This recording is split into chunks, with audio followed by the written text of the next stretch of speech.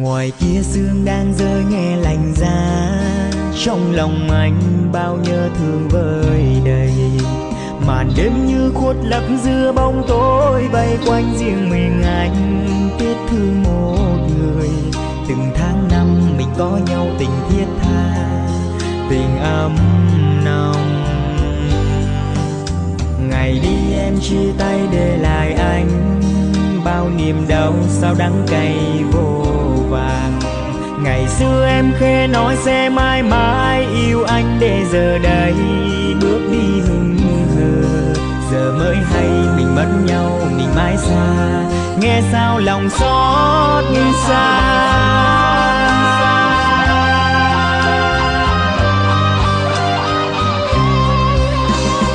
Một lần được có em trong đời, một lần để mất em muôn đời.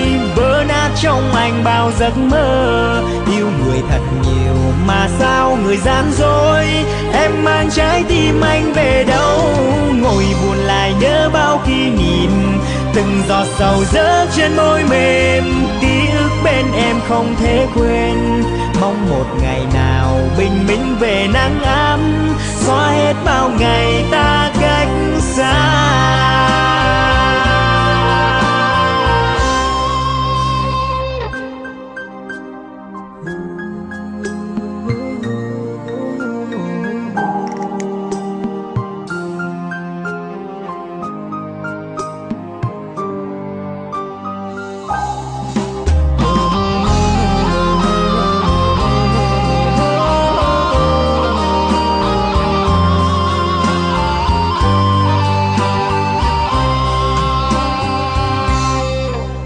Ngoài kia sương đang rơi nghe lạnh giá, trong lòng anh bao nhớ thương vơi đầy.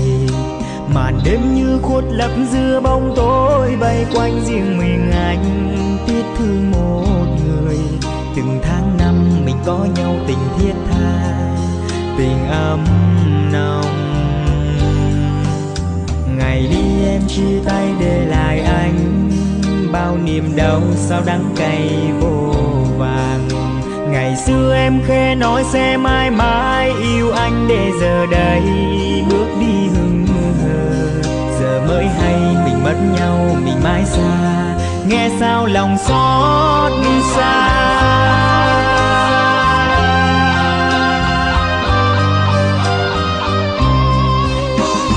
Một lần được có em trong đời, một lần để mất em muôn đời. Vỡ nát trong anh bao giấc mơ, yêu người thật nhiều mà sao người gian dối. Em mang trái tim anh về đâu, ngồi buồn lại nhớ bao kỷ niệm. Từng giọt sầu rớt trên môi mềm, ký ức bên em không thể quên.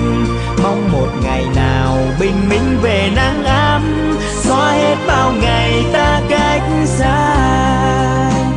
Một lần được có em trong đời, một lần để mất em muôn đời. Vỡ nát trong anh bao giấc mơ, yêu người thật nhiều mà sao người gian dối. Em mang trái tim anh về đâu, ngồi buồn lại nhớ bao kỷ niệm. Từng giọt sầu rớt trên môi mềm, ký ức bên em không thể quên. Mong một ngày nào bình minh về nắng ấm, xóa hết bao ngày ta